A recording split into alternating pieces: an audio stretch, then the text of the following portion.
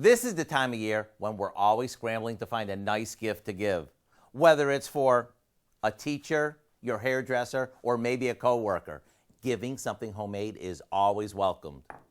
So let me share with you a recipe for our easy cake pops that are as much fun to make as they are to give. We start by baking a cake mix according to package directions. As for the flavor, we're using red velvet today, but feel free to use whatever flavor you like.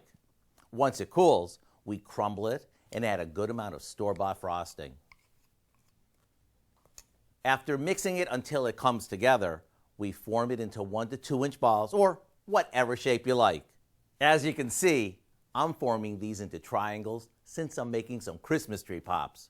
Now we insert a lollipop or a craft stick into each one, and into the fridge they go to firm up.